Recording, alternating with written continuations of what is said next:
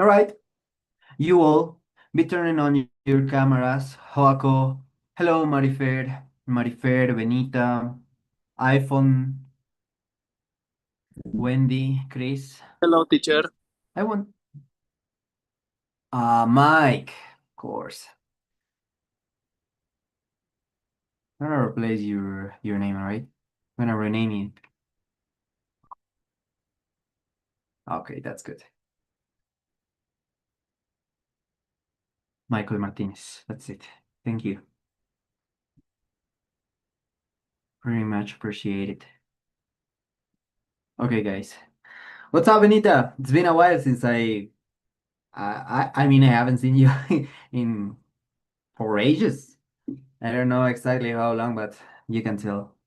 Okay, my friends, we're about to start our class today, so come on. I only see Benita and Wendy.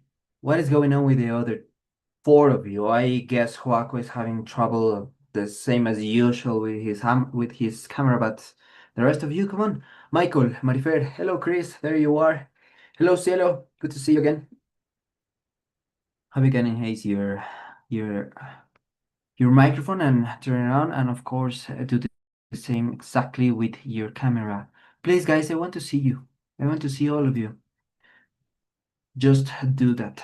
Okay, guys, we have a lot to do today.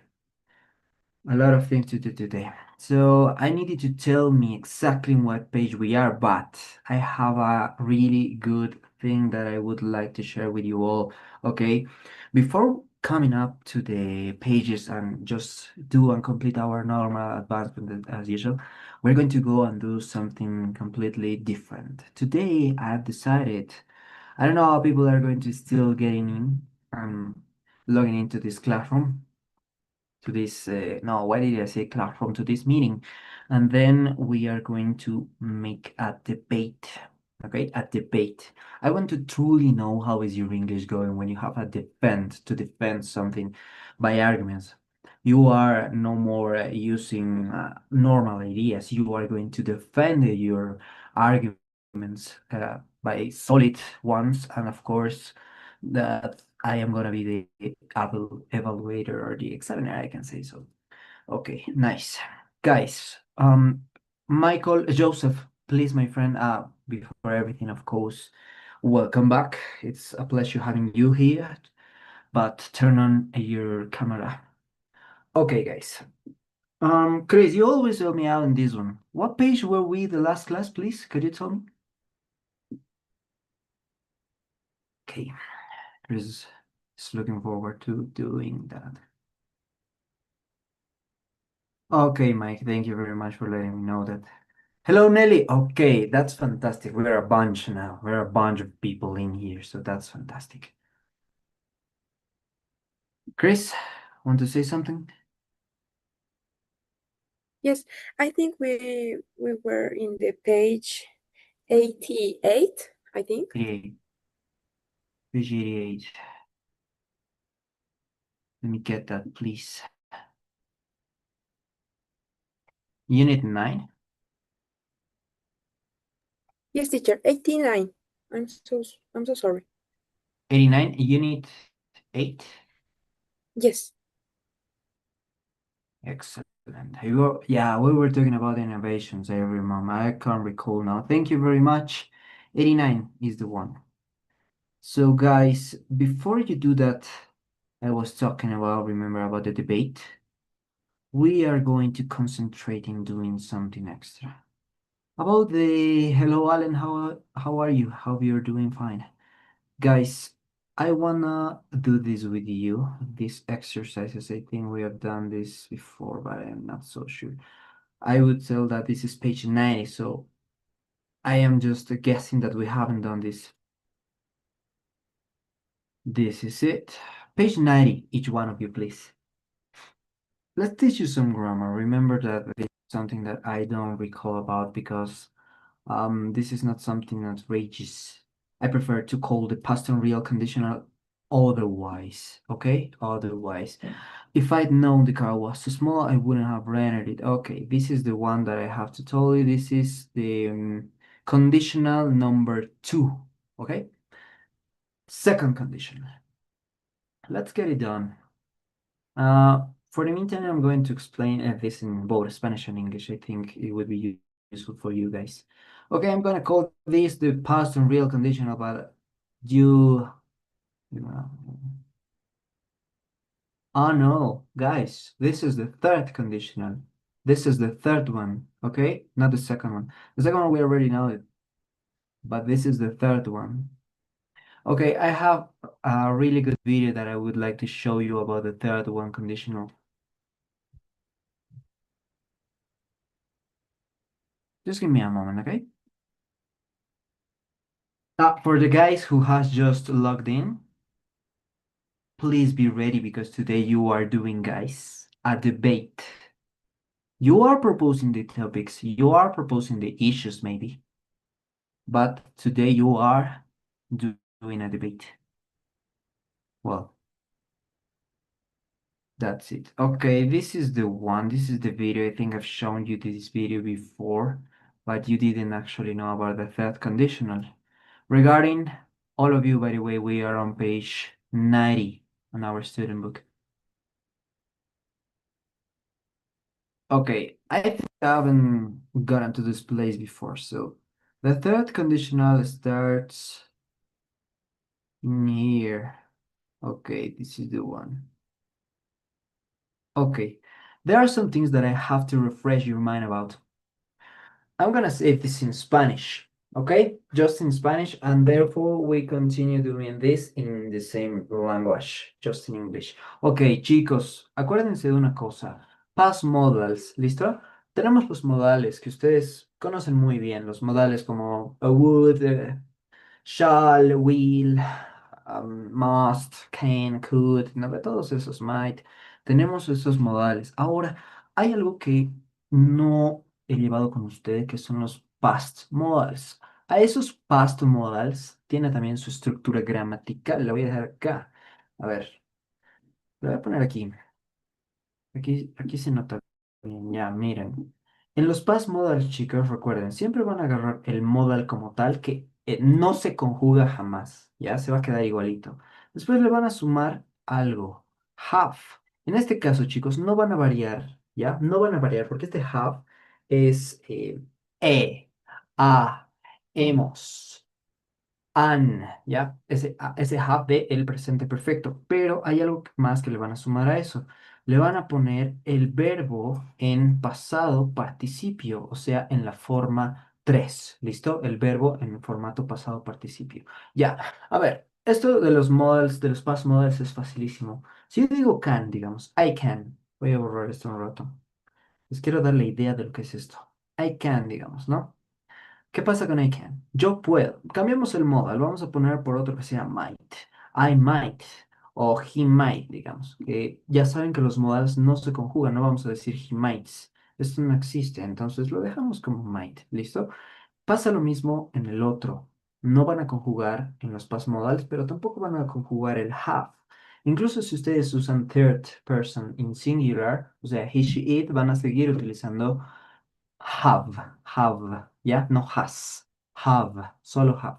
Entonces, si yo digo, he might have, y digamos, Allen, tú llegaste tarde hoy día, entonces yo voy a decir, él debió haber tenido algo entre manos. Ese algo entre manos o ese atrás, o lo sé, es nuestro complemento, no nos importa, pero ese él debió haber.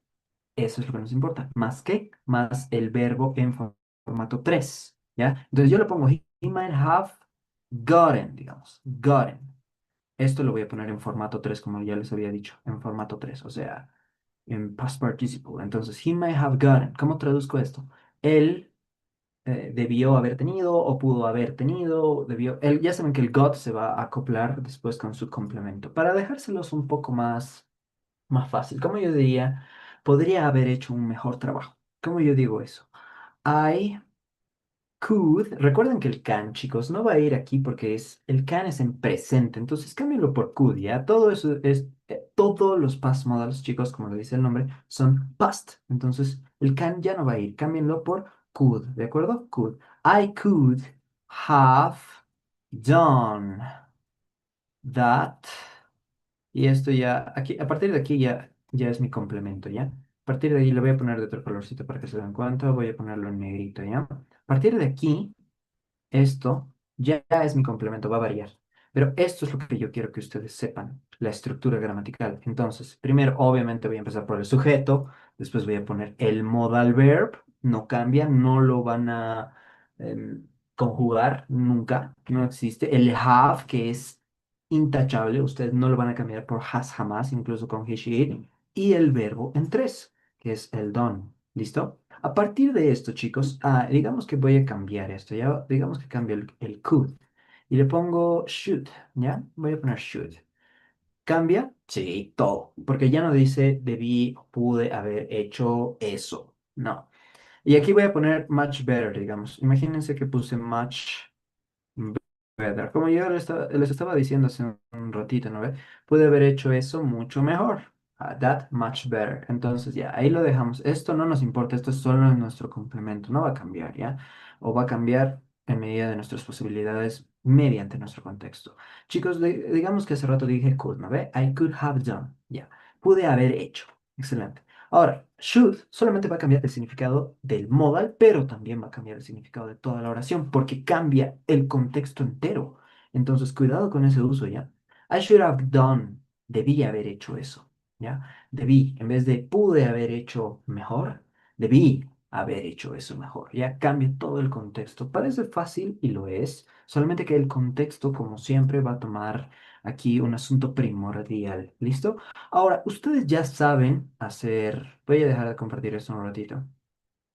Ustedes ya saben muy bien el manejo de los modales, ya saben muy bien el zero conditional, el first conditional, el second, porque lo hicimos la última clase y estaban excelentes ustedes haciéndolo. Ahora, el tercer condicional es más complicado, pero estoy seguro de que van a poder hacerlo sin problema también. Miren, ¿a partir de qué se forma el tercer condicional? De los past modals. ¿Listo? Por eso les estaba explicando esto, los past modals ahorita, porque sin eso, pues no se entiende del todo, ¿ya? Que se puede entender un poco, ya, pero a partir de eso recuerden que los condicionales se dividen en dos estructuras. Primero tenemos el presente, presente, el pasado con el would. Y ahora van a tener este que es, recuerden que todo en la primera parte va con if, ¿no ve? Todo es con if. Y aquí no cambia, sigue siendo if, ¿ya? Entonces la primera parte va a ser con if y después va a ser con el would, ¿ya? El would have y van a poner el verbo en tres. Entonces, siguiendo esto, primero un momento vamos a darle a la teoría. Después nos vamos a la práctica, que es mucho más fácil, ¿ya? Entonces, I go back to English now. You guys have to follow up these instructions directly so you can get on.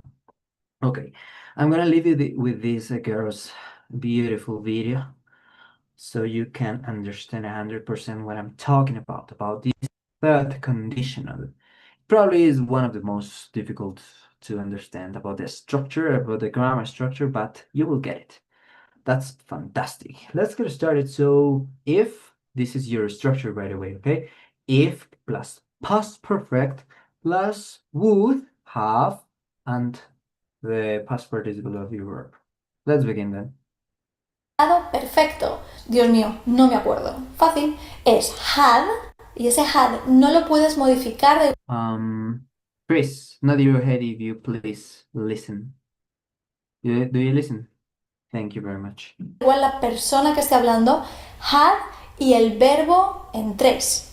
¿Qué es el verbo en tres? Es mi manera de decirte que tienes que usar el participio. Lo llamo así porque los verbos irregulares, cuando los estudiamos, es la tercera columna.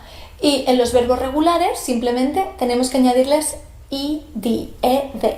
Por ejemplo, ejemplos de verbos en tercera columna, o verbo en tres o con ed. Played, waited, called, stolen, seen, been, ese rollo. Entonces, pasado perfecto es had y el verbo en tres. Y en la segunda parte necesitas tres palabras. Si no tienes tres, está mal. La primera que necesitas es would. La segunda es have. Y la tercera es otro verbo en tres. Importante, incluso si el verbo es have, vas a necesitar tres. Would, have had, would have missed, would have seen. Siempre 3, cuéntalas, si no, problema. Una vez hemos visto la estructura, vamos a ver para qué se usa. Se utiliza para hablar de situaciones pasadas o para expresar regret, arrepentimiento. Vamos a verlo con situaciones. Imagínate que te digo, I didn't study, so I failed. No estudié y suspendí. Lo que queremos expresar es que si hubiera estudiado, hubiera aprobado o no hubiera suspendido. Vamos allá. Vemos la estructura, ¿vale? Y vamos paso a paso. If I had studied, verbo en 3, I would have passed the exam. Si hubiera estudiado, hubiera aprobado el examen. Vale, vamos a hacerlo en negativa. If I had studied, I wouldn't have failed the exam. Si hubiera estudiado, no hubiera suspendido el examen. Cuando necesitamos negar cualquier parte de este tercer condicional, solamente vamos a tocar la primera palabra de cada verbo. Entonces, después de if, si tenemos que negar had, será hadn't. Y en la segunda parte, negaremos solo wouldn't. Have se quedará tal cual está. Vamos con otro ejemplo. She didn't check the forecast, so she got caught in the rain. Ella no miró la predicción del tiempo y le pilló la lluvia. Vale, pues tenemos que expresar que si la hubiera mirado, no le hubiera pillado la lluvia, ¿no? Entonces decimos, if she had checked the forecast, she wouldn't have got caught in the rain. I left home late, so I missed the flight. Salí de casa tarde y perdí el vuelo. Pues si hubiera salido más pronto, lo habría cogido o no lo habría perdido, ¿vale? Entonces vamos a expresar. Now try to do it yourself. How do you express this? I will repeat, okay, from the girl's perspective, so you can listen to it once again, and then you get ready, because I'm gonna ask one of you mates. She wouldn't have got caught in the rain. I left. Right. This is the one. So pay attention to it and then answer me back, because I'm gonna ask you. Home late, so I missed the flight. Salí de casa tarde y perdí el vuelo. Pues si hubiera salido más pronto, lo habría cogido o no lo habría perdido, ¿vale? Entonces vamos a... Okay. That's what you have to express now using the third conditional. Whereas if I ask you, cielo, how do you express this using the third conditional? Turn on your microphone and tell me. If you want to write it, go on as well. It's up to you.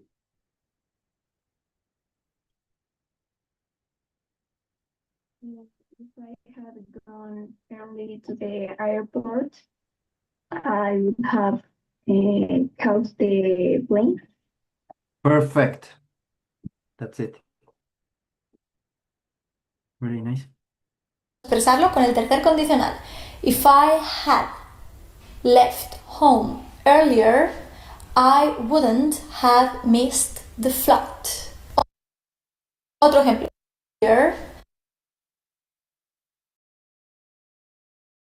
Just check out this example, guys. This is not exactly what Cielo said, but this is with negative.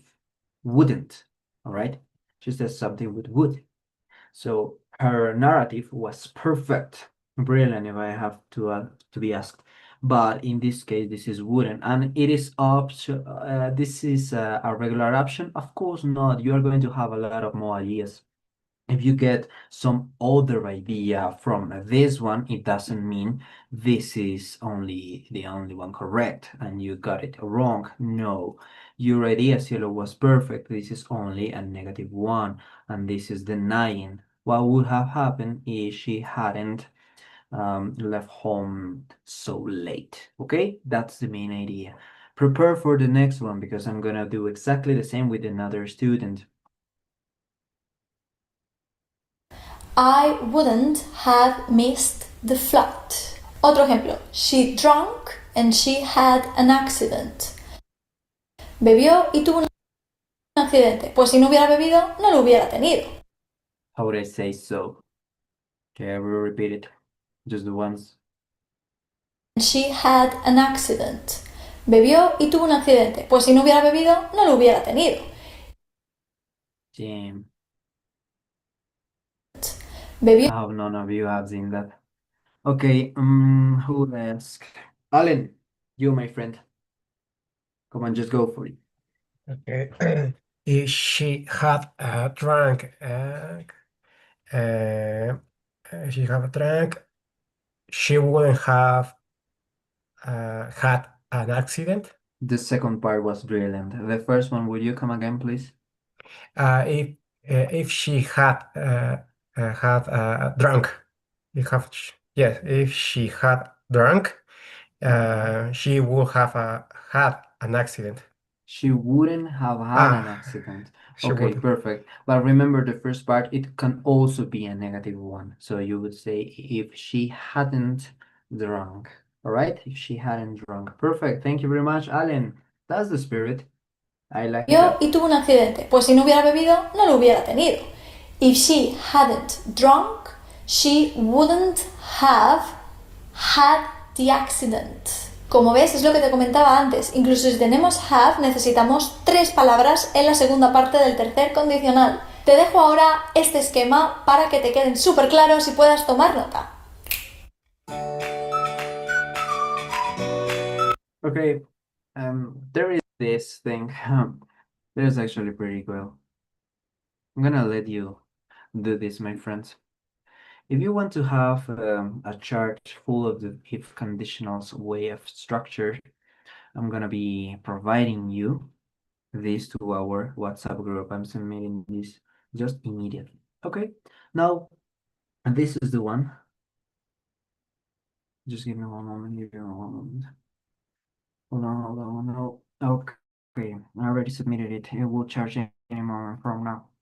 It's on our WhatsApp group, so you can see them over there. So you know now, guys, this is remotely and principally about past events or regrets. You know what a regret is, right? Regret is arrepentimiento. That's what a regret is.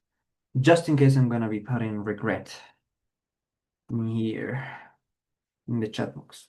Regret, that's the word I'm meaning. Grammar. The past unreal conditional. I think this is super easy, so I'm gonna ask you guys to read this for me because we already know how the third conditional is going. Chris, would you please mind if you read this from the mark? I am catching up here. The left one. Come on, Chris. Okay, teacher. The past unreal conditional describes unreal conditions or actions, ones that didn't exist, and their result. Use the past perfect in the if clause. Use would have in the result clause for a result that was certain. Really nice, perfectly. Thank you, Chris. Nelly, please read the whole examples and the parenthesis things as well, please. Okay. If she'd seen the weather forecast, she wouldn't have gone to the beach, but she didn't see the forecast. If there hadn't been a late flight, he would have had to wait until the next day, but there was a late flight. Really good, Nelly. Beautiful reading so far. Joseph, read. Use could have or might have in the result clause for a result that wasn't certain. Keep reading, keep reading. Okay. If they wanted a high-tech car, they could have bought the Z900. If I hadn't decided to be a veterinarian, I may have chosen to be an inventor. Good. Joseph, this word is pronounced might. Come on, might. Mike. Beautiful. Questions? Coco, read the questions, please. Okay. Questions. Could they have avoided catching the virus if they'd worn respirator masks? Yes, they could have. No, they couldn't have. What would you have done if you lost your wallet? Really nice. Okay, there's one more thing that the girl left to do in their explanation. What is it? Probably wondering these shared answers. Remember that this first, zero, second, and third conditional, they all got the three forms plus the fourth one. Which forms I am talking about? Positive, negative, questions, and short answers. Okay, in this one, this is exactly the same. You are going to start with your modal verb, all right? Like in this, when you're doing some questions. Could they have avoided? Instead, if this was, let's just say this was an affirmative sentence, what would you say? You have to change this, only that. They could have avoided, right? But since this is a question, because of the question mark at the end of the sentence, you would notice that this is a really good structure. Nice. Be careful, please, guys, be careful. Why? Because if you aren't careful enough, you are going to notice that the unreal conditional third conditional form has a variety of forms. In short answers, use have after would, could, or might. All right? For example, if you say something and this is a yes no questions made in third conditional form, remember, you are not saying yes, I would only. You are saying the both of them would have. So you are still using have. That's the only word that never changes, all right? Never changes. Really good.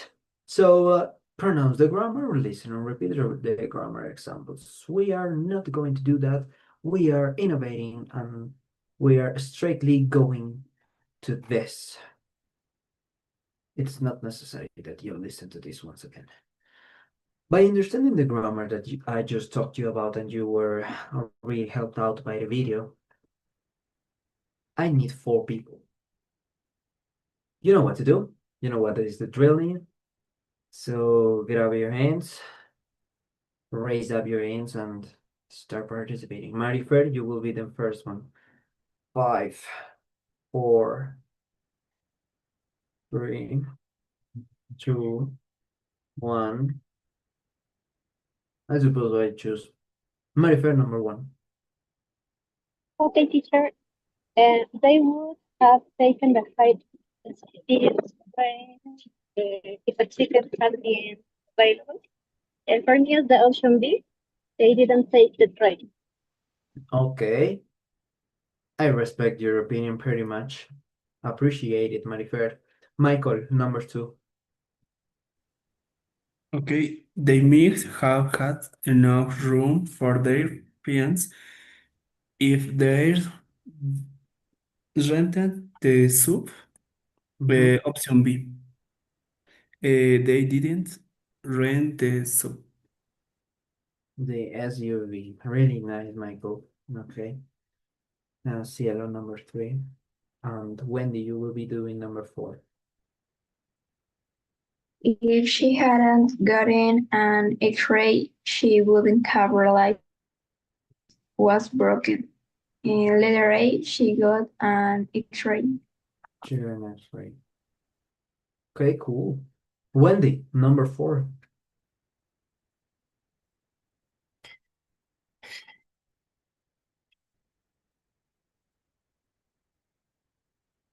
Come on, Wendy.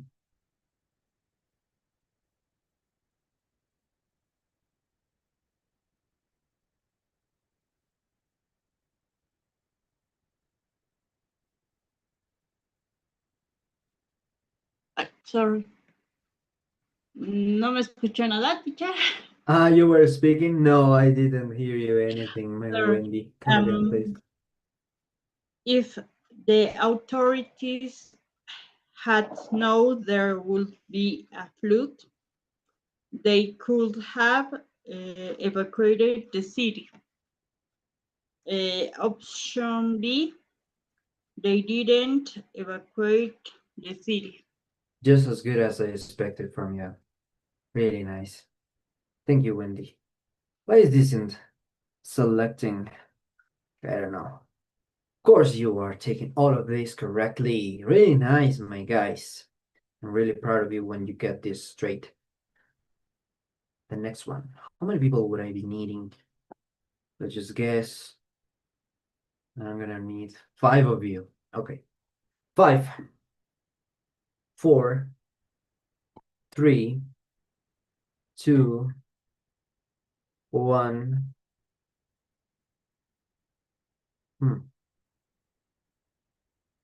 Okay, good. That was unexpected. Complete the sentences with the past and real conditional. Use would. Third condition. Alan, welcome, Michael. 1, 2, 3. Okay. If we had opportunity to fly on a supersonic helicopter, we would have taken it. Is this good? Have I written this correctly, Alan? Is it good? Yes, teacher. Thank you very much, my friend. Joaco, number 2. Okay. If Ben hadn't told Dr. Bell that his brother has the flu, she wouldn't have given Ben a flu shot. Thank you very much, Joaco. Your pronunciation was flawless. Mike, number 3. Who, who would you have called if you had gotten a flat tire? You have gotten a flat tire. Who could you have called if you have gotten a flat tire?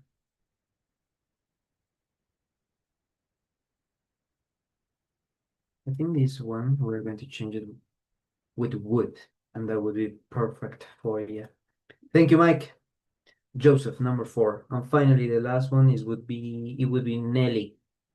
Joseph, number 4. Okay, 4. If you had bought the Wi-Fi enabled pressure cooker, you would have loved it. You would have loved it. Beautiful, Joseph. Thank you, mate. Nelly, you know what you're up against now. Go ahead.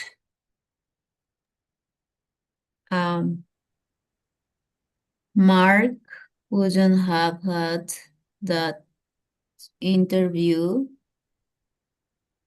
at quick start if he hadn't taken a course printing. Each one of you is correct. Okay. Maybe this is not, I don't know why. Let me see. It was because of my spelling. It was pretty damn good. Would have gotten. It's really nice. It's really good. Excellent. This is had, by the way, Mike. Okay, this is had because of the expression. If I have to translate this to Spanish, this would be: ¿A quién habrías llamado si se te hubiera pinchado la llanta? All right, that's good. Thank you. And finally, let's check this one. Hadn't taken. Okay, my spelling was so Nelly, you did it perfectly. Don't worry. All of you are really nice. Maybe my contraction form is not so well because of my keyboard, but I'm gonna let that slip in my mind.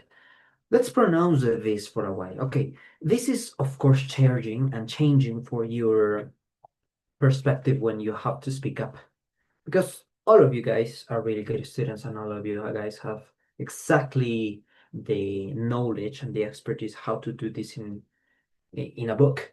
In a book, it's totally different when you are outside, when you are laboring, when you are outside the job. I mean, in real life, of course, when you have to apply this and listen to short explanations, and they would have gone maybe difficult. The pronunciation is key, all right? The pronunciation is key, so you gotta understand what you are being told.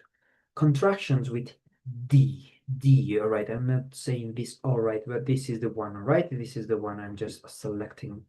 The guy, well, this one that I'm indicating now. The. Remember, that is what? Would or had. But you are going to know when. Because this one could be did, could be would, and could be had. And what about this two mainly? Because the two of this are in the third conditional forms. So you are really going to use this a lot when you speak up. So you need to know when giving to you the context. Okay. Pronunciation of the spoken contractions of did, would, and had. Read and listen. Then listen again and repeat. Watch the pronunciation coach. No, we're not going to watch the pronunciation coach video. Okay. Mates, I only want you to listen first. Only listen to this audio. Then you will turn on your, of course, your camera, just the way you were doing now, Marifer, and your microphone, because I want to listen to you carefully. Here we go. Only try to listen to it. 1, Where'd you go? You barely. 2, Who'd you see? 3, It'd be okay. 4, If we'd known it'd be so late, we'd have called. Now listen again and repeat. 1, Repeat. Turn on your microphones. Where Turn are them you? on. Mm-hmm. Where'd you go? Where'd you go? Where you go? Where did you go? Where'd you go? 2, Who'd you see? Would you see? Would you see? 3, It'd be okay. It'd be okay. It'll be okay. 4, If we'd known it'd be so late, we'd have called. If If we we know it, know we see we saw No, it have a call. We did have we call. have called. Really accurate. Very good. Okay, this is kind of hard. Now I'm gonna ask you, which one of you would like to tell me which one of this is this one over here, this construction? Is it standing there because of the, would, or have? Which one of these three? Okay, guys, the first one.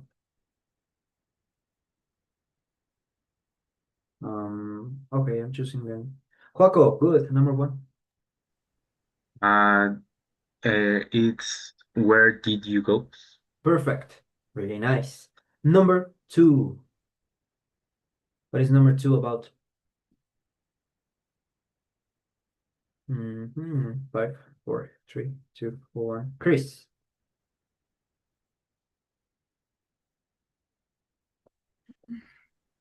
What is The this number contraction? 2 is whoa. Will you see? Who do you see? It is actually good because in this I have not enough context to say whether this is a did. It could be like did, but would. It's good as well because who would you see? ¿A quién verías?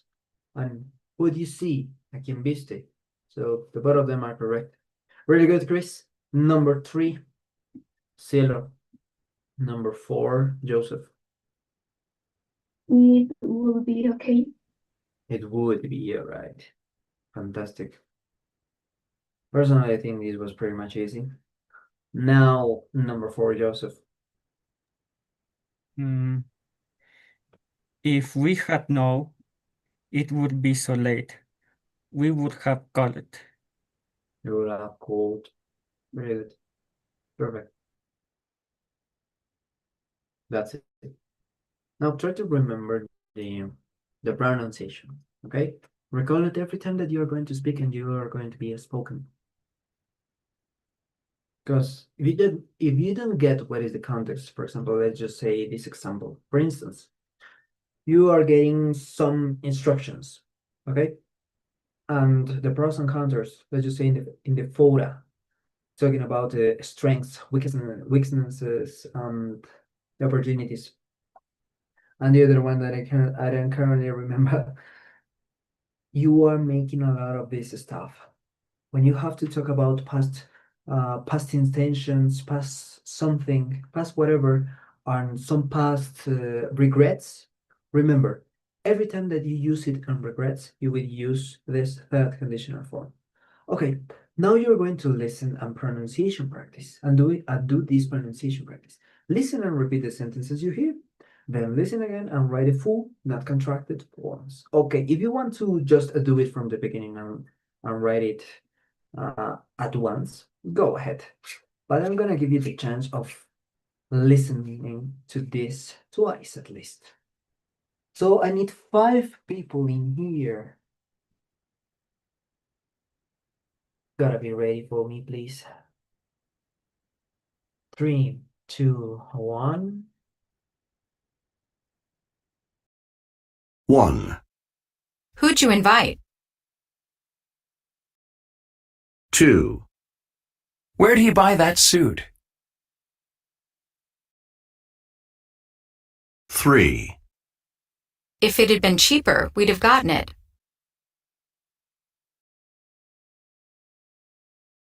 4, If I'd known it'd rain, I wouldn't have gone out.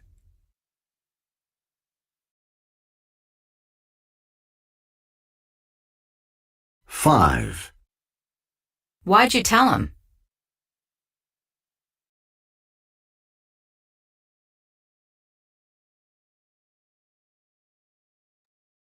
1 more chance for you, my people. 1, Who'd you invite? 2, Where'd he buy that suit? 3, If it had been cheaper, we'd have gotten it.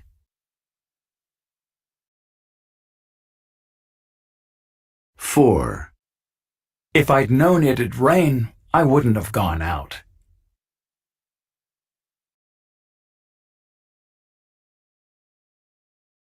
5, Why'd you tell him?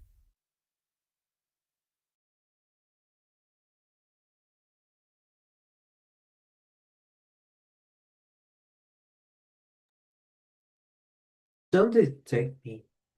I want you to type in the chat box, and then I will copy paste it.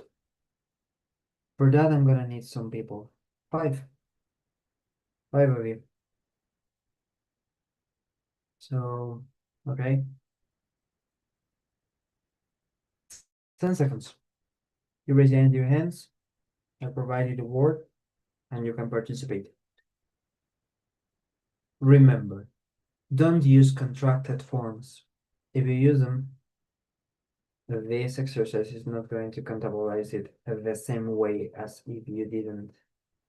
So, not contracted forms, all right?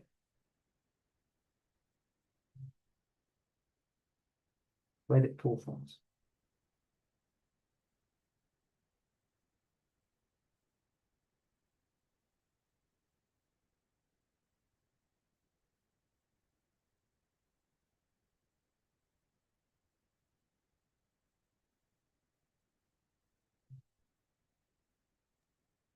Teacher, I think the first sentence is, who did you invite? And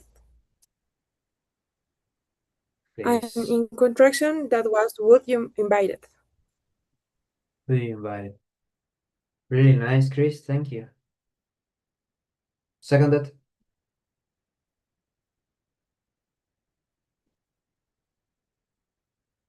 Nice. 4 more. Just be doing it like Chris.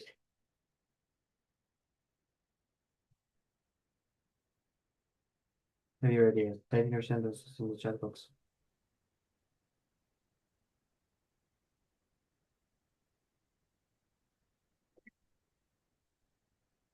Chris, by the way, if you want to participate once over, go ahead, you can type. Teacher, I think that it's the second.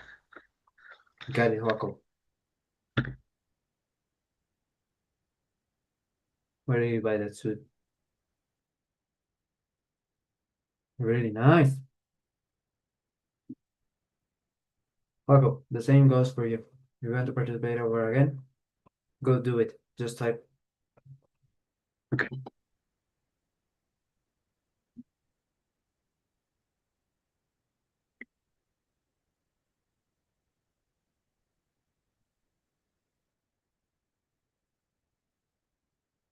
Who else? Who else? Who else? Come on.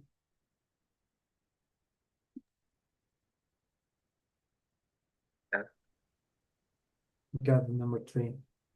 If it had been cheaper, it would have gotten. A really good, Paco. Fantastic, mate. Come on. One other person. I think I'm gonna be asking individually this time. Alan, number 4. Nelly, number 5.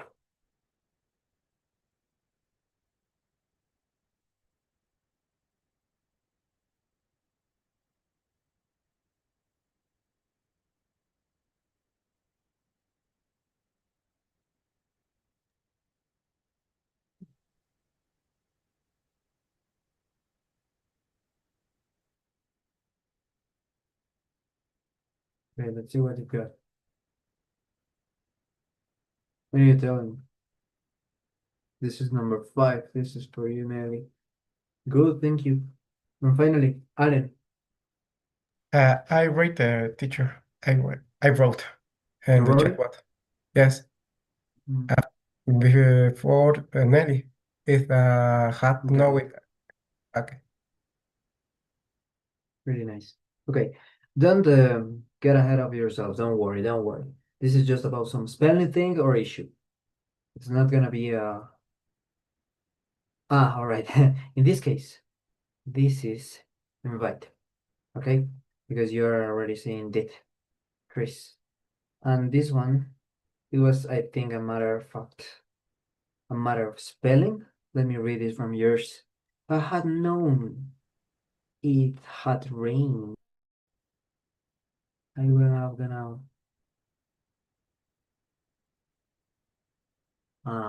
okay.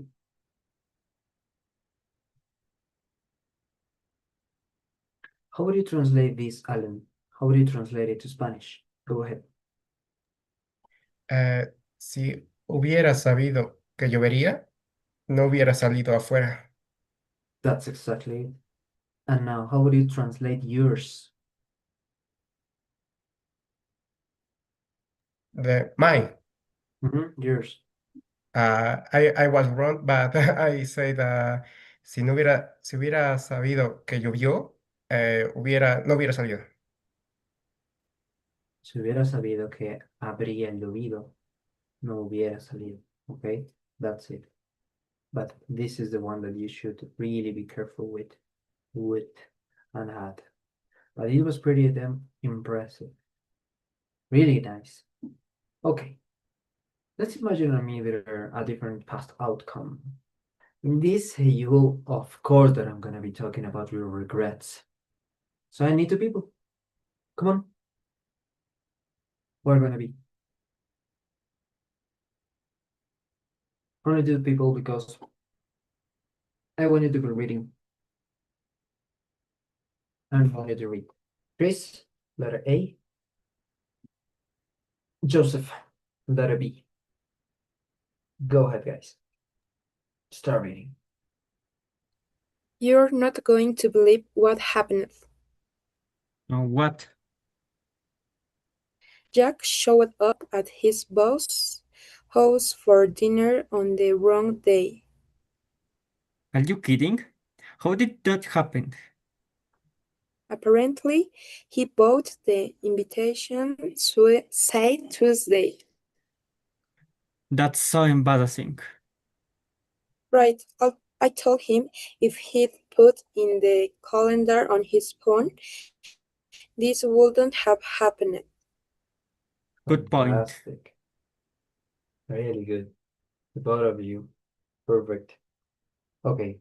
Chris, by the way, to everyone, this when you have this and then you have a contraction, this is involving something's pertinence, okay? Somebody's pertinences, something that belongs to that person, to that somebody. If you say so, you have to say bosses, okay? Bosses house for dinner. That is it. Thank you very much. Fantastic. Now, guys, you have practiced this already, so I am not going to ask you to be doing another kind of the same conversation of the same nature. No, we have done this pretty damn well times, so many times before, so I'm not going to ask you this one. Reach each situation. On a separate sheet of paper, complete a sentence about how the situation could have been avoided using the third conditional. Okay, so okay, this is the example. We're done with it now. My brother got a speeding ticket. If he'd seen the speed limit sign, he would have slowed down. All right. Now you're doing exactly the same with the rest of them. Where do I want you to type them? I don't want you to type them nowhere. I want you to speak up. Okay? This is the one. Just be doing them, please. I need 5 people in here, so my participants are going to be. Hey, Rodri, I didn't see you coming. Rodri, number 1. Benita. Chris. Wendy. And Cielo. Those 5 people are going to participate in here for sure. Rodri, Benita, Chris, Wendy, Cielo. That order. I give you guys some minutes to think about it. Then you know what comes next.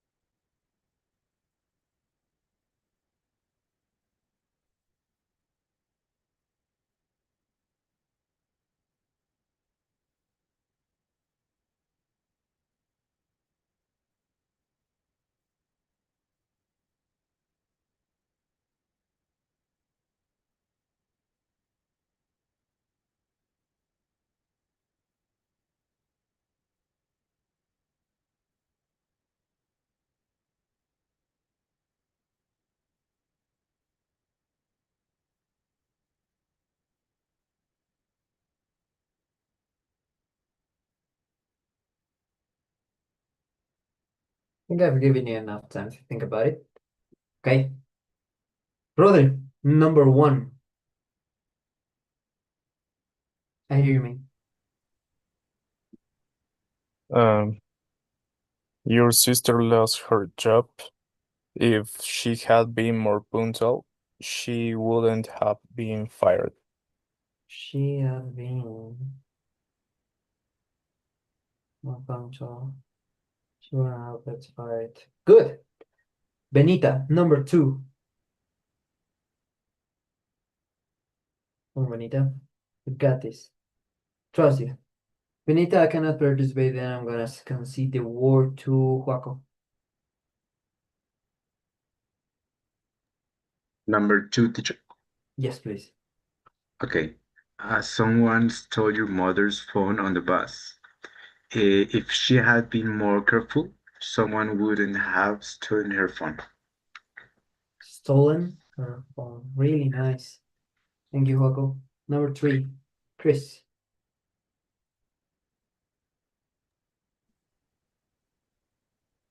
You closed an important file without saving. If I had been you, I could have seen to saving it. If I had been you. Okay, that's quite interesting. Really good, Chris. Fantastic. Really good outcome. Number 4, Wendy.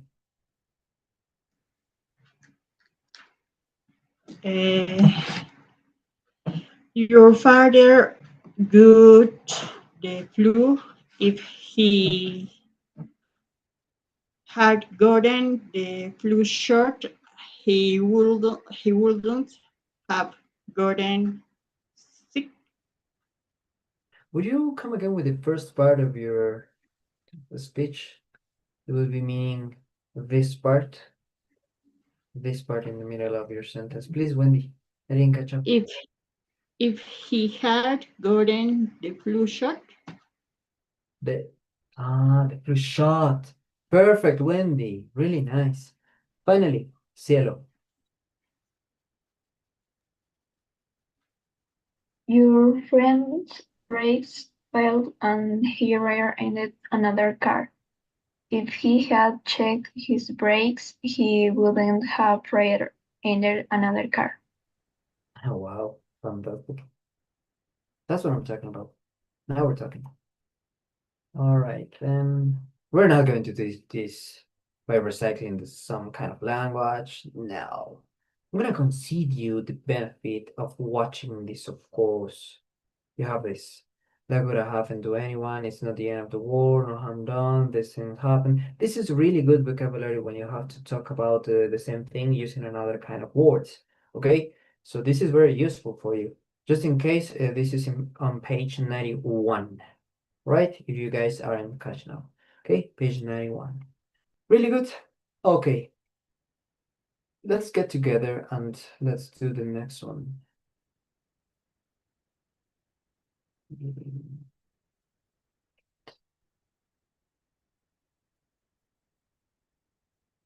This is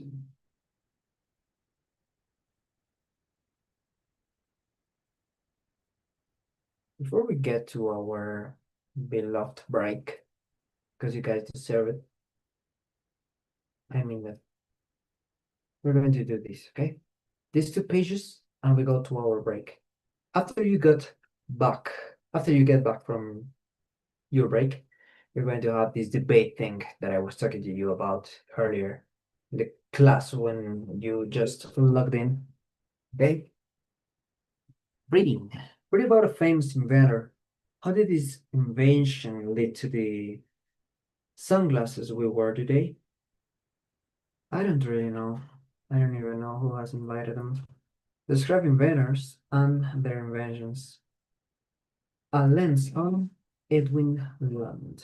You know what to do, people. I will continue the war whether you raise up your hands or not, so raise them up better. Raise your hands up. Come on. You only gotta be reading. Okay. Raise your hands up. Brother, you will be the first one. Come on, come on, come on. Keep doing that. Push forward. Alan, second one. Joseph. And the rest of you should be raising your hands Alonso. up truthfully. Sorry, Rodri? teacher. No, don't worry, my friend. I was about to consider the word anyway. Get Okay. started. A lens of Edwin Land. Do you wear polarized sunglasses? Glasses that make it possible to see even though the glare of the brightest sunlight. Did you know polarized sunglasses came from teenagers' invention?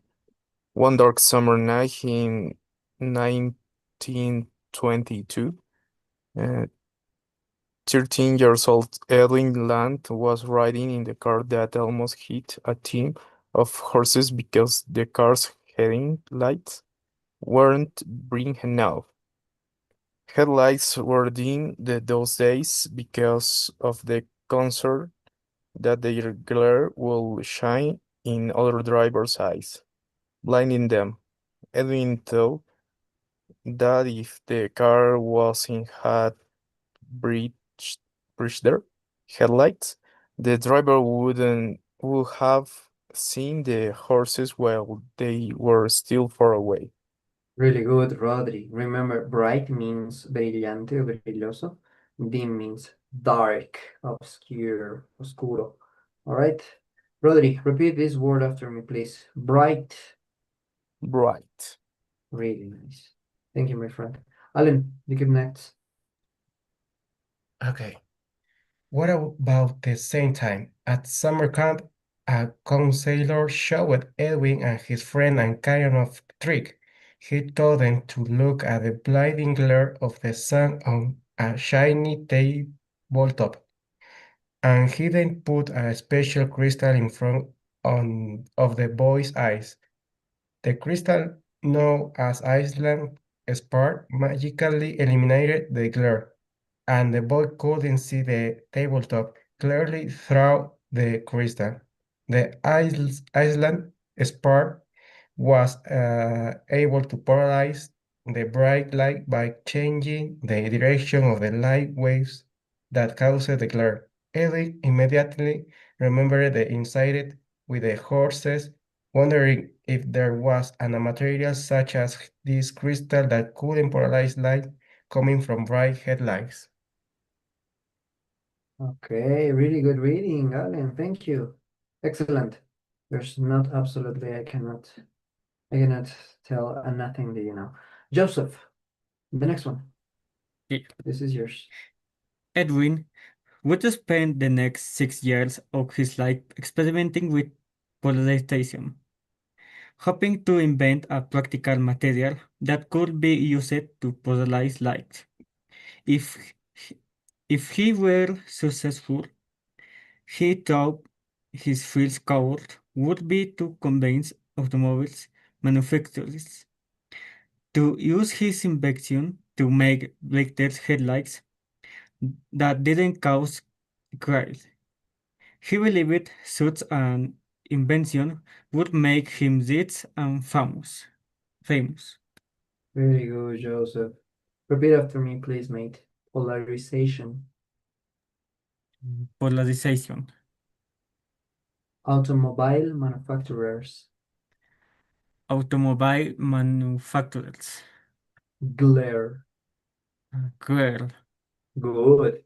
Glare, by the way, chicos, it means something. It's like bright. It's like bright. The one I told to Rodri. Bright, it means to shine. It means that it is sparkling, brilloso. This is the same. The glare is something like deslumbrar, all right? Deslumbrar. It could be a verb, but it also a noun. Glare is deslumbrar o deslumbramiento. That's it. Y una cosa que quiero decirles en Spanish. Noten cómo acá dice if he were. ¿Se acuerdan que les dije que esto se mantiene? ¿No ve? If he were. Esto es he, no tendría que ser was. Sí, pero remember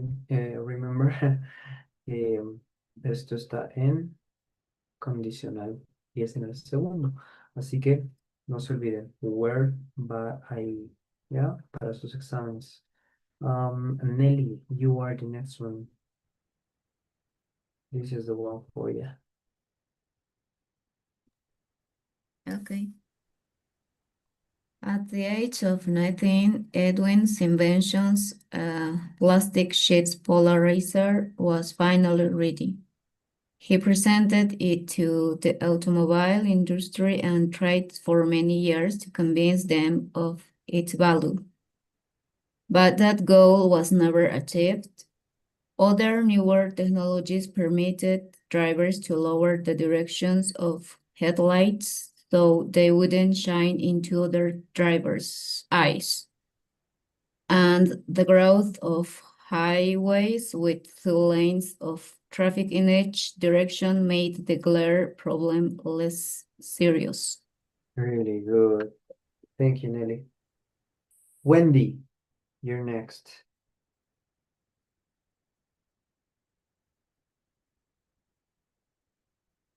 The marks I left behind, please. But Uh-huh.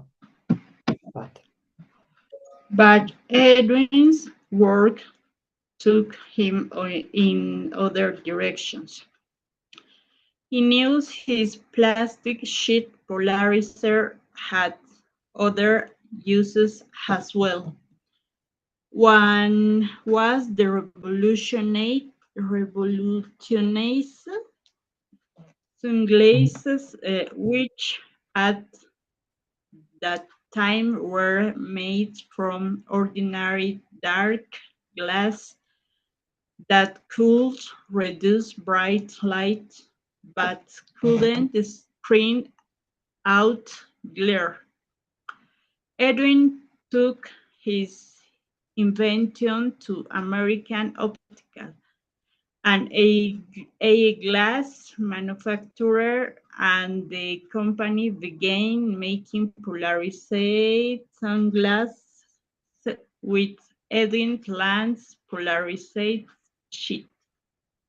Okay, nice. Wendy, repeat after me. Polarizer, Polarizer, revolutionize, ¿cómo? revolutionize. Revolutionize. Read them well. Excellent. Finally, my last student who will be participating is you. Benita? Benita, you here? Benita. 5, 4, 3, 2, 1. Okay. So unfortunate. Michael, the last one, please, mate. Last paragraph is yours. Come on, Mike. Don't tell me you're occupied too. Easy. Yeah, he's. Cielo. So you're ready then. In the end, Land achieved many successes with his inventions, and it became rich and famous. He is best known for the Polaroid camera, which made an instantly printed paper photographs long before there were digital cameras and the internet. Lens plastics polarizer is used in camera lenses today and is found in everything from car windshields to LCD screens. Really good, Cielo. Fantastic. By the way, the lenses are son los lentes, right? Good. Let's just understand from the context. In here, I'm gonna need for your approvals to go. I need 6 of you.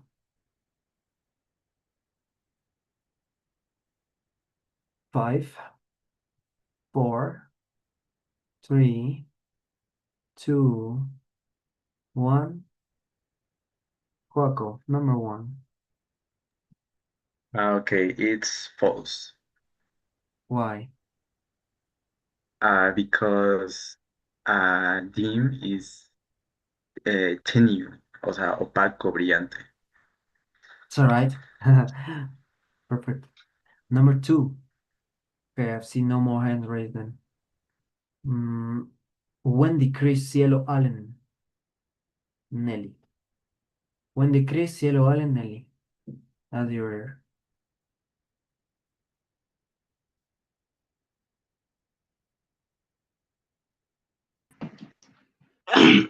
Glare can make it hard to see both during the daytime and at night.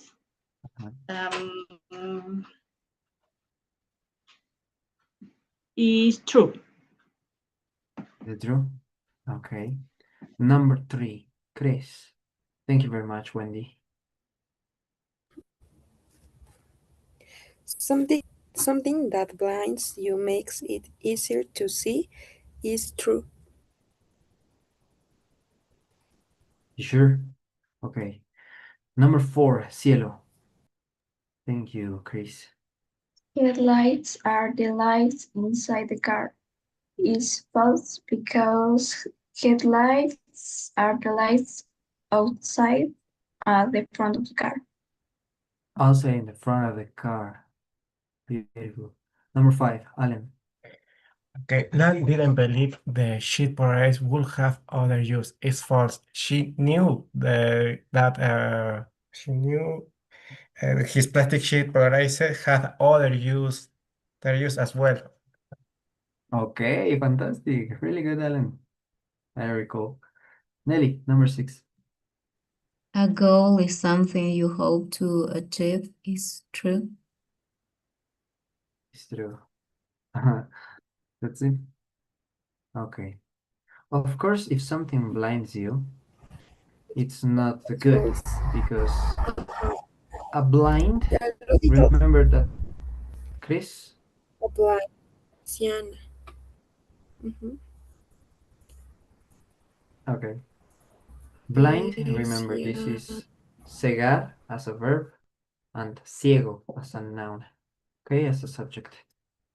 Really good. That's a blind one, so it's not good. Perfect. Okay, guys. Let's just do this. I'm gonna put you through some breakout room for this. Yes, I will. Okay, in this, how many people are we now? Okay, we're 9. Hmm.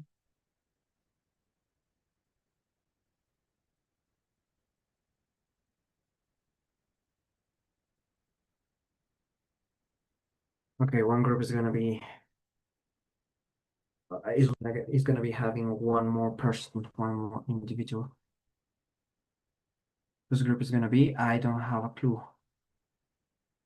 You have to do page 93. Okay, page 93. You have to do exercise or letter C. Okay, exercise letter C, and then describe inventions and their inventions. Sorry, I am not sharing anything with you. You're going to do this, the both of them, all the page you're going to use them, and in pairs and a group of 3 in a trio. So this is it. You gotta first be doing this. I'm gonna give you guys for this 10 minutes. I think it's more than enough. 10 minutes for this one.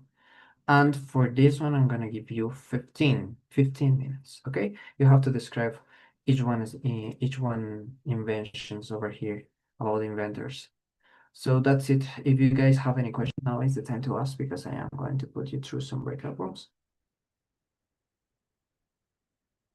I guess that you guys aren't asking anything because you prepared them well.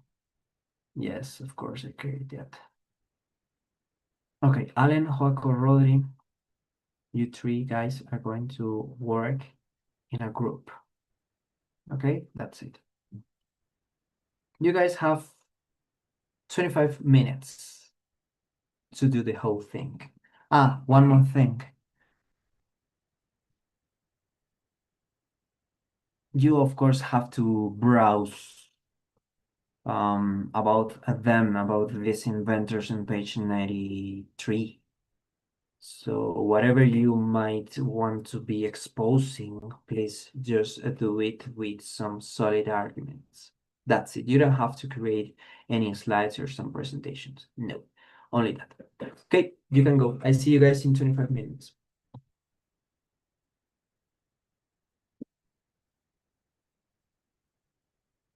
Come on, guys, go.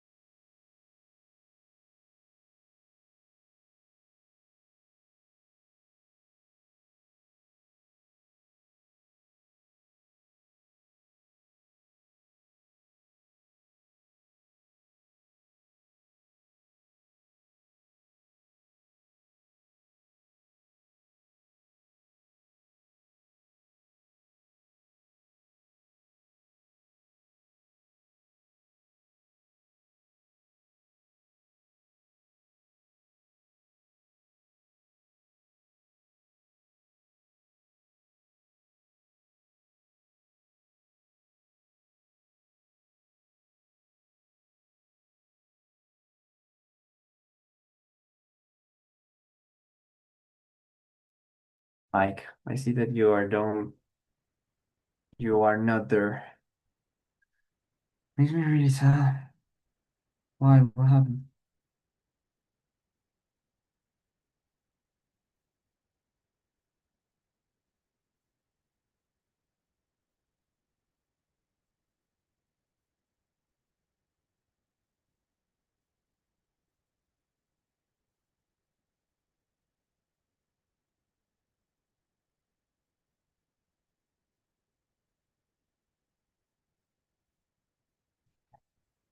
Pero much.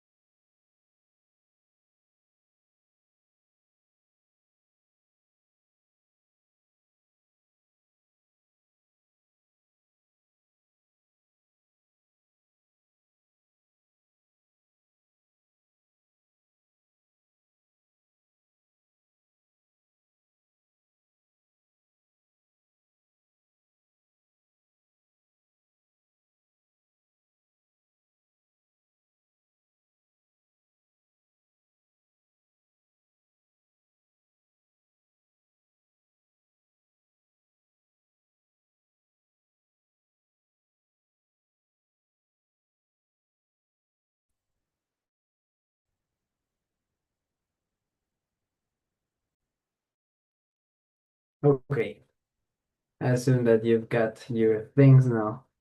So I'm gonna let you sleep in here, and whatever that you might be wanna talking about, you will do it. Okay? That's it. Okay, let's begin with the first group. I've seen Chris that you returned first play. So let's get started with you. Who did you work with? I work with Joseph. Chris? Oh, I'm sorry. I work with Joseph. Joseph Jesus Cuenca. Okay, fantastic. Okay, guys, let me share this with you, of course, so we can begin. Just expand yourself before you go to your break. Ah, by the way, we've been working 2 hours nonstop, so I'm gonna let you guys just have your break for about 20 minutes, okay? I think you guys really deserve it, and I owe you that. Number one, Chris, Joseph, let's get started. This is yours. Okay, I'm start. 1. How and when did Edwin Land understand that Quail could be eliminated? He understand that Quail could be eliminated during a summer camp with his friends, and he showed a special crystal called Iceland Spar in a tabletop. And the second, why did the car land was in almost hit a team of horse? Joseph, Because the it's cool till there. It's cool till there. Thank you very much. Only number one. Thank you, guys. okay. Wendy and Cielo, each one of you may deserve to participate in this one. Number two, please, girls.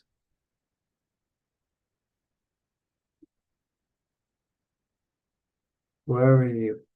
Why did the car land was in almost hit a team of horses? Because the car's headlights were too dim, so the driver didn't see the horses in time. Good. Excellent, girls. Nelly, you work with two people. Number three is yours. What would you have prevented the near collision with the horses? Um, Having brighter headlights on the cars so the driver could see further ahead in the dark. Okay. Number four, Rodri. Waco. Okay, teacher. Number 4, why did line connect polarization with making better headlights? Because he realized that polarized material could make headlights brighter to see better without lighting the drivers coming in the opposite direction. Perfect. Number five, I return with your group, Joseph. This time I would like to hear you, Chris. Okay. Why did Lam think polarization would improve sunglasses? Because he knew his plastic polarizer had other uses and dark glasses could reduce the bright lights. Yes, indeed, Chris. Thank you. Number six, Cielo or Wendy.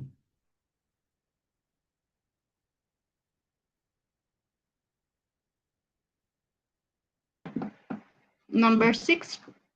What are Yes, some please. of the application of lens plastic polarization?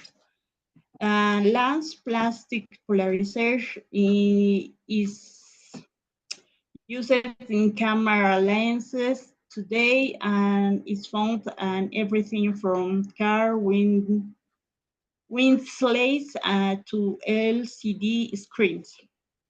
Good. Okay, the polarizer. Remember that pronunciation, my dear Wendy. Okay, all of you guys have the rest of these ideas written down by your hands or digitally. Okay, you have whether in your computer or in a sheet of paper. So that's perfect. What I want you to do now is to upload via message, or if you want to take a picture of it with the both of the names of your individuals in your group. For example, Joseph and Crystal, Wendy and Cielo, and your answers of this activity. Okay? That's what I want you to do now. Please upload this as a sign of your work of these 25 minutes. Finally, okay, guys, this is the one, the communication activator. Now let's describe inventors and their inventions. So you had to choose one or more of the inventors just in case you are doing each one of them, every one of them, all of them. So what do you have to come up with now? Number one, Mary Anderson. I have no clue who she is. Who she is. No, actually, I do, but whatever. Alan, your group, you worked with Michael and I think with Nelly. So you Yes. guys go ahead now. Well, my group, we just chose the Picacurums. We don't choose Mary Anderson, but we can start with that, teacher. With what? We was talking about the Picacurum, the third invention. The Pikachurup. Uh-huh. Okay, I think I can let this slip for this time. Don't worry, it's alright. Because I've seen you working a lot. Okay, you are going to be the third group then, okay?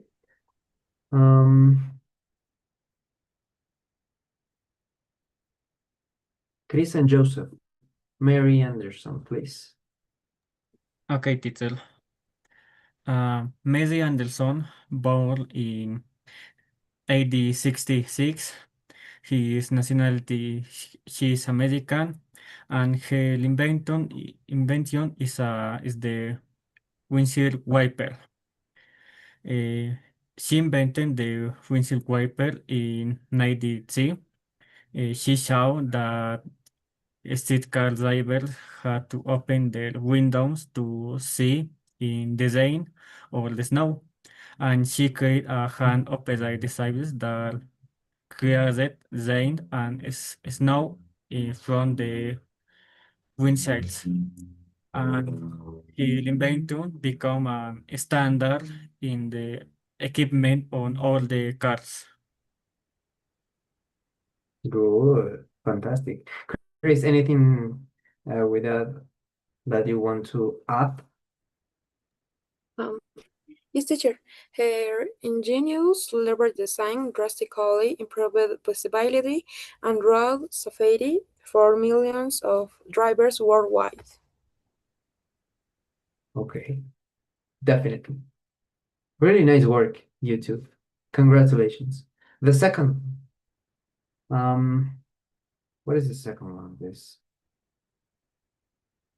Alfredo Moser. This is gonna be yours. Cielo, Wendy. You two girls, you're up. Alfredo Moser is a Brazilian inventor. He invented the solar bottle light in 2002. His invention used a plastic bottle filled with water and bleach to bring sunlight into dark homes. It is simple, inexpensive, and helps people to save electricity. Good, really nice. I think Wendy, there you are. Wendy, we are talking about Alfredo Mauser. So if you want to add something else, because Cielo already gave a really good speech.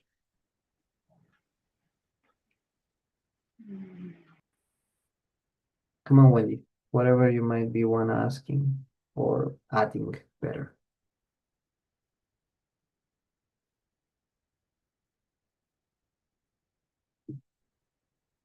Okay, I think Wendy's got it. Teacher, he doesn't, he, I don't talk about is him, I about, I told the Pika crew and Momo Um, Kuku and okay, my dear Wendy, you are. But first, I want to know about Alfredo Mauser because this guy is the one that just selected for your group because the Pika group is for another one.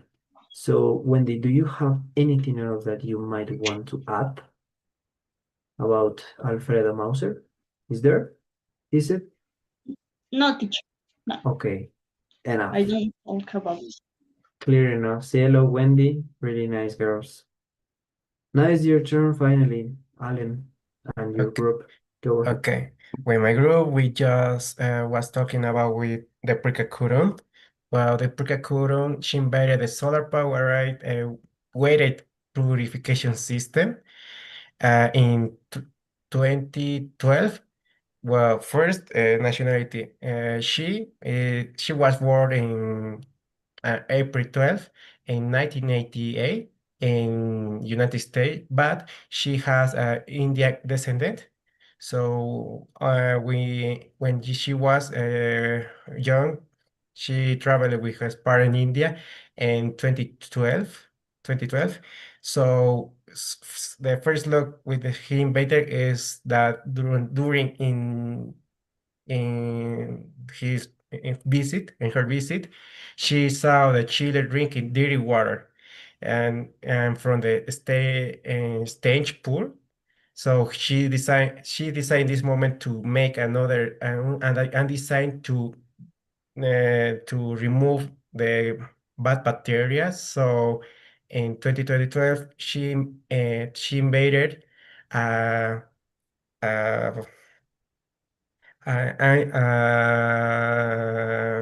how can I say that?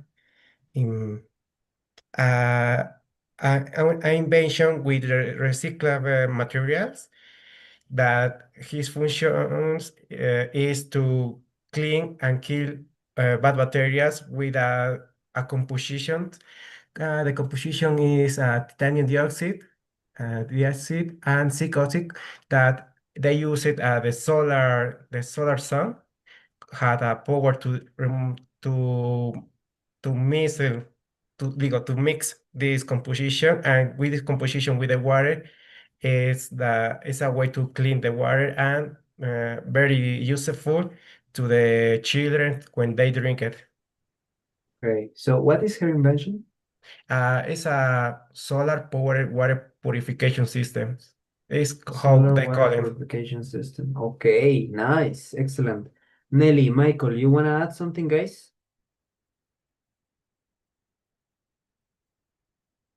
Nelly? Hi. Okay, there you are. I think she Okay. earned a prime prize when she invented that solar water purifier. Es alrededor de, ¿cuánto era? 25,000 dollars, I think. She earned that price for her invention. Okay. It's a great amount of money then. Really good, Nelly. Fantastic. Quite good. And Michael, if you want to add something at a finalization of your exposition, now it's your turn to do that. So, Michael, are you in or not? Uh, the device is based on solar photocalypse, and she created a composite made titanium dioxide and oxido, a hollow glass microsphere. Uh, The cement-like material be molded in different shapes. Right. So basically, she's having a solar purifier of water. Really good. Thank you very much, my group. Finally, Joaco and Rodri. Momofuku Ando. Your turn, guys. After you finish, you get into your break. Come on, Joaco, Rodri, your turn. Okay, teacher. Uh, well, Momofuku Ando was a Japanese entrepreneur who invented instant ramen in 1958 and cup noodles in 1971. Okay. He, sorry? No, I was just saying, okay. Yeah. He perfected a flash frying technique in palm oil to preserve noodles, creating a cheap, convenient, and long-lasting meal that could be prepared instantly by adding hot water. The inspiration was after the World War II in Japan. He saw long lines of hungry people waiting the call for a simple bowl of ramen.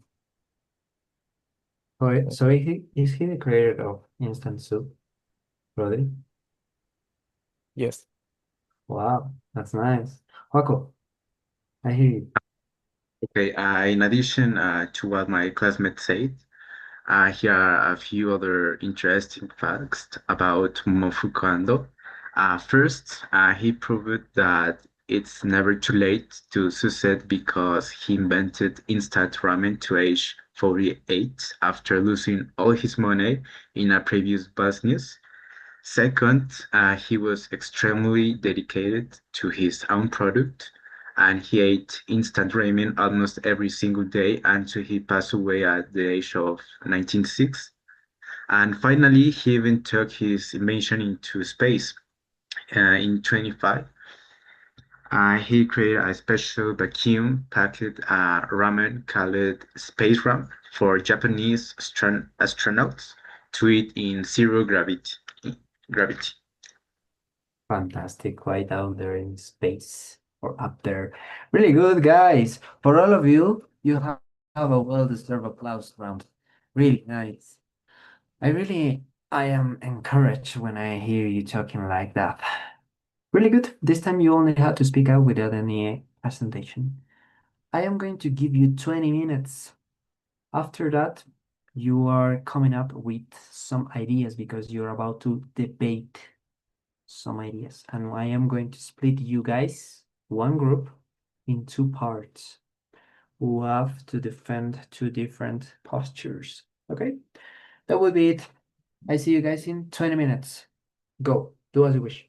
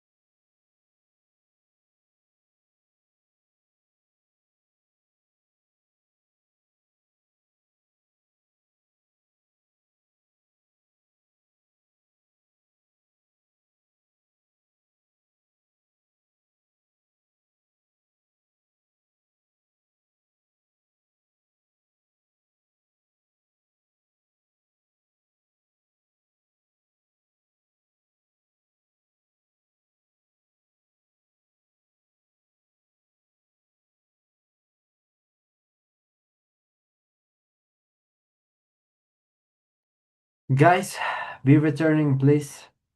All of you, get back now. Turn on your cameras because you're gonna need them. Okay, just in case, I wanna clarify something to you.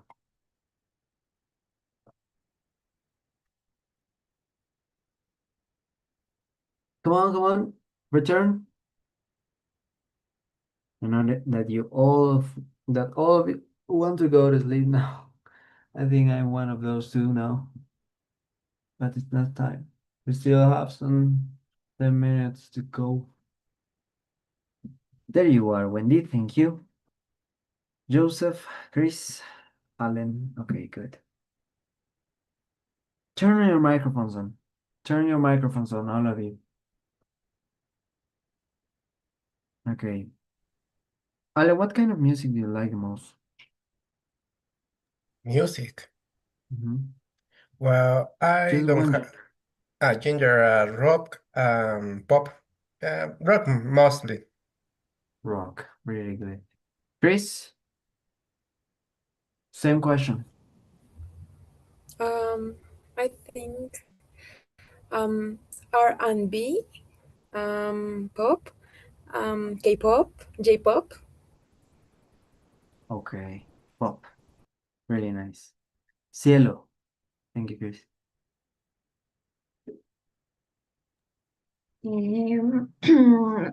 I think pop, Pop. only pop. Wendy. K-pop and Bollywood movies, songs. Okay, good. K-pop as well. Joseph. I like rock, J-pop. The both of them. All right. Rock mainly. Rodri. My favorite music genders. Uh-huh. Well, I think maybe rock, and pop, and reggaeton. Pretty cool. Paco. Pop and hip hop. Okay, here we go. Number 1, rock. Number 2, pop, just in general. Okay, so this is your debate. Allen, Joseph, Rodri, you three guys are going up against pop. And Chris, Cielo, Wendy, and Joaco, you are going up against rock. Nelly, Michael, I have to still know which team you are for because you have to choose one side. Just after this, you are going to prepare and then you are just going to start arguing and defending your ideas. Okay. So, Nelly, finalizing with you and Michael, what is your genre? You want to go with pop or with rock? What side are you on? Rock. Side are you? Rock? Yeah. Okay. Nelly's with rock. And Michael? Rock. Michael, my friend, sadly, I cannot do this because 1, 2, 3, 4, 5. Okay, you're playing 5 against 4. And maybe the other class is going to summarize some other students just in case.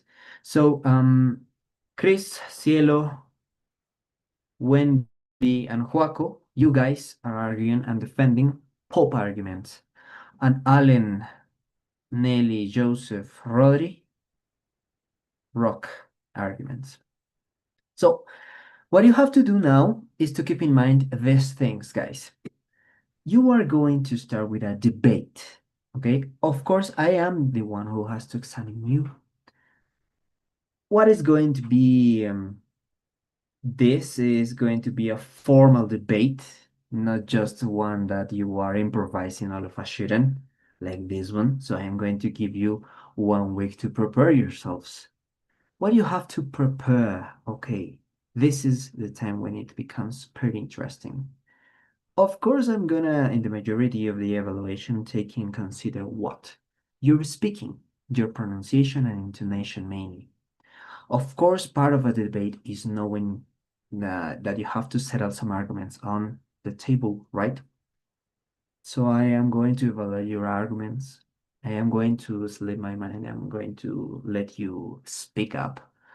There are no turns. At the beginning, there are going to be some turns because I want all of you to participate. But just after, I don't know, maybe this is coming heat. When it hits, this is going to be like a world war between pop and rock fans. So I want you guys to be really prepared. What you have to prepare just in material. Okay, the material is slides, data, information, all kind of sharing. If you know, if you want to share your screen whenever you are debating or you are arguing, go ahead, just do that. But you have to present something, some proofs, some data, some really things that you can solidly can trust. Okay? That is the thing that you gotta do next class. I am going to give you, as I told you earlier, 1 week to prepare yourselves. Okay, in this one, the debate obviously is in group. It's not going to be individual.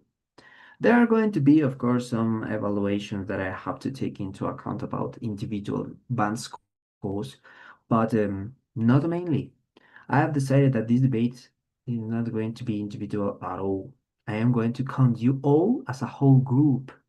So you gotta understand that all of you guys should be considered to participate and argue their point of views, their outlooks, their ideas. If you want to come up with some examples with data, real world examples, just the usual thing that are over on an exam table, you will get them. All right, you will use them. You have to destroy your enemy. Just take this as if you were having a football match. You are all friends, you are all good people, you are good persons, just in general. Yes, I said persons. Person is allowed, by the way. Persons is allowed. You are all good persons, but just for 90 minutes of the duration of the football match, you are enemies. There are no friends inside a pitch, right? When you're on the pitch, you cannot have friends on the other hand. In the other side, they are just your enemies. This is the kind of stuff that I want to provide you here.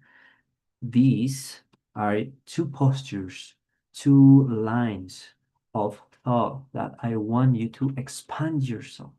That is it. Okay, if you want to create and collaborate by adding some people, like a group of work or something, whatever, it would be considered. But just as I told you, I repeat myself once again, you will have 1 hour at least, 1 hour of the next class to do this you can consider it as your speaking exam. Okay, that's why I told you this is going to be considered as something formal, not informal. This is formal. If you want to, of course, the the suits, the dresses, if you want to wear something really formal and really classic, that would be really nice, because for the first time I would be seeing you and you guys with me wearing something formal like a suit, a t-shirt and a tie. Okay, like that you can do it. Let's just say that this is super formal and super important for your speaking exam. This is going to be, as a matter of fact, your speaking exam. Okay, I think I'm just moving forward to do this eventually too soon, but I think it's going to be all right for me. Okay, guys, do you maybe have some questions, some doubt? Everything I will be answering now. Just nod your head. I'm gonna be saying all of your names, each one. Chris, deny with your head. Okay. Alan, Michael, Michael, deny with your head or not with your head? Do you have any question, maybe? Okay, you don't. Joseph, Rodri, Joaco, I cannot see you, but I am so sure and certain that you don't have any issue. Wendy. Okay, Wendy isn't. Cielo. Finalizing with you, Nelly. Nelly. Okay, cool. That's excellent. So, guys, I am going to give you these 15 minutes of preparation to do nothing. You deserve it.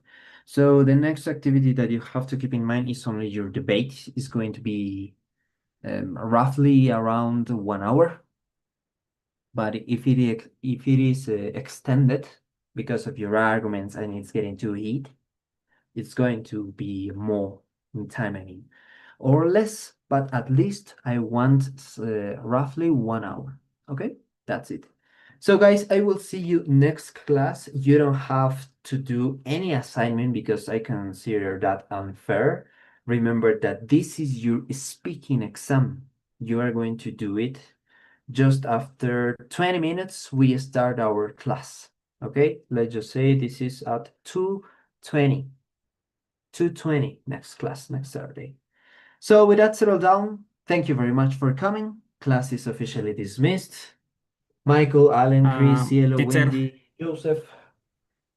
Tell me, Joseph, uh, before you go. yes, the last class you say that you explain the portfolio. Oh yeah, I said that, right? Okay, I'm gonna explain the portfolio in Spanish just in these 13 minutes that we have. Thank you very much. I completely forgot. Nelly, Joaco, Rodri. Okay, guys. Spanish, okay? Spanish.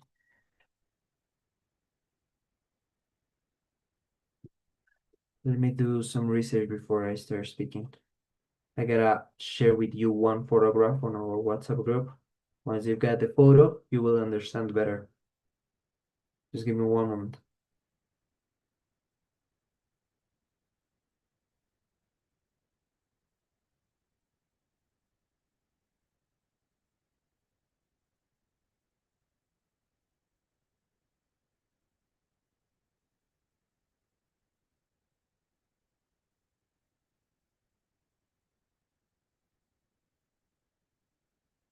This is the photo now I'm sending it. Okay. Now you've got a photo. So now WhatsApp group has been submitted. Time for me to start speaking in Spanish. Muy bien, chicos, el portafolio es facilísimo. Esta es la forma en la que ustedes hacen su portafolio. Al final del curso, ustedes van a necesitar, o sea, del curso del módulo, en 9 clases a partir de ahora, ustedes tienen que presentar, digamos, unos tantos días después. Yo les voy a dar tiempo para que hagan porque es largo. Todo lo que hemos hecho, todo lo que hemos ido viendo, todos sus exámenes, todas sus participaciones, todos sus mensajes al grupo de WhatsApp, todo tienen que documentarlo, ¿listo? Ahí está, esta es nuestra guía de organizar sus portafolios como evidencia. En la parte de uno es una introducción, simplemente van a poner ahí lo que les pide es una carta de compromiso, que ustedes firman al principio del módulo, esto ya lo han hecho, van a ponerlo. Después tienen que poner su carnet y certificado, creo que también. Después van a poner una carátula donde van a poner ahí todo lo que les acabo de decir y son fotocopias. Esos tres, principalmente. Ahorita estamos en el paso 2, vámonos al 3. En el 3 van a poner una carátula del saber y en el 4 una del hacer. A ver, vuelvo al 3. En la del saber, chicos, es en la dimensión teórica, o sea, aquí son sus apuntes, ¿ya? Sus apuntes, o sea, todo lo que han ido viendo y así van a organizar la base del conocimiento del idioma. Ahí ponen la gramática, la teoría, ¿ya? La teoría, ponen todo lo que hemos ido viendo. En este caso sería los condicionales, el get to, have to, ¿no ve? Que hemos visto también. Todo eso que hemos ido viendo en el módulo, que lo tienen y están en las clases grabadas, en sus tareas también. Aquí van a poner en la parte del hacer sus tareas, ¿ya? O sea, lo que ponemos aquí en sus participaciones en el grupo de WhatsApp. las evidencias de la recopilación de sus ejercicios hechos en clase, todo eso, o sea, están las grabaciones, también pueden añadirlo si tienen de vez en cuando. Pero chicos, no es tan necesario. Lo que sí va a ser necesario es que suban sus tareas del Classroom. ¿Listo? Sus tareas del Classroom. Eso sí, o sea, por eso hagan sus tareas del Classroom. Esas van a ser sus evidencias. Y aquí, por supuesto, que también entra el workbook, que ustedes tienen que hacerlo completo para el final del módulo. En el paso 3 pues es las prácticas orales. En este caso va a ser el día sábado próximo porque va a ser su speaking. Y obviamente las tareas que también les he dado, que muchas son de speaking y cosas, y veces que hemos hecho speaking aquí en el curso, que yo les califico, o sea, sus exposiciones, por ejemplo. A ver, en las últimas exposiciones a la mayoría de ustedes les ha ido increíble. Así que, ¿lo ven? Y le dan, nada más pueden, no tienen que subir un formato de grabación ni nada, solamente lo sacan screenshot y listo. Y ponen ahí, ¿ya? Screenshot. No es necesario nada porque todo, chicos, todo va a ir en un solo PDF después. Y nada más después es eso, ponen los contactos, su correo y unas cosas así. Chicos, ¿para qué es el portafolio? Para que ustedes puedan certificarse, ¿ya? Por eso no se olviden de hacerlo, porque si no se certifican al final, todos están aprobados hasta ahorita, la mayoría de ustedes. Todos los que están aquí están, de hecho, pero no van a poder certificarse si no pueden tener el portafolio a tiempo. Entonces, háganlo a tiempo, dale. Nada más es eso, chicos. Ahí tienen la guía. Igual va a venir el momento donde ya al finalizar el módulo, los últimos días después del examen final, seguro me van a estar preguntando cosas, sí, pero es en general súper fácil. Con esa foto que acabo de pasarles, ya van a tener el portafolio prácticamente listo, ¿ya? Ahora, sus exámenes tienen tres ustedes. Exámenes oficiales. Tienen el examen parcial, el midterm first, el midterm second y el final evaluation. Son tres. Entonces, primer parcial, segundo y final. Yo les tengo que pasar eso. ¿Ya? Y uno más que es su examen diagnóstico, el que han dado antes de todo. El examen diagnóstico yo les voy a pasar igual. Creo que de hecho ya lo... No, no les he pasado a ustedes. Porque todavía nos queda harto tiempo. Les voy a pasar tranquilos. Su examen parcial yo les tengo que pasar corregido, ¿ya? Simplemente ustedes van a entrar y van a poner todito su examen ahí. Pero el que yo les voy a dar una carpeta luego. Y lo mismo con el segundo y el examen final, ¿ya? Yo lo voy a calificar. Ya está calificado, de hecho, esta semana les voy a pasar de sus parciales, de su primer parcial. El segundo todavía no hemos dado y el tercero tampoco, pero tiene que ser rápido. Nada más, chicos, es eso. Ese es el portafolio. Para que se certifiquen y que salgan con un buen certificado de Gold Master. Para eso es. ¿Ya? Ok, chicos, ahora sí me despido. Creo que no hay más dudas. Si hay alguna duda del portafolio, voy a responder todas en su momento. Estoy seguro que no va a haber. Con esta guía es más que suficiente para ustedes. Muy bien, chicos, ahora sí los veo. Wendy, dime. Yo tengo muchas dudas, teacher. Sí, dime. Yo A ver. estoy en el Gold Master desde el primer módulo y a medida que han ido Ajá. avanzando los módulos, el portafolio ha tenido un formato específico.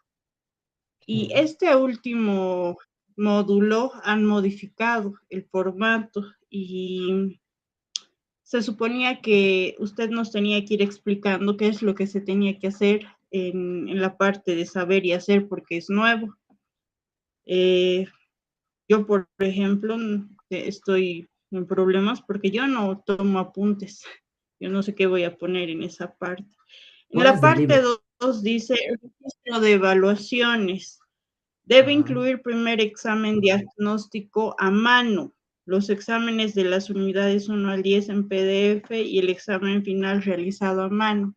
Entiendo que para el certificado nos hacen mandar el primer examen, el diagnóstico y el final en físico, pero ni siquiera nos ha devuelto el examen diagnóstico para que lo pasemos a mano y ya estamos en la unidad 8. No tenemos siquiera el primer examen para haberlo pasado a mano. Ok. Creo que eso sería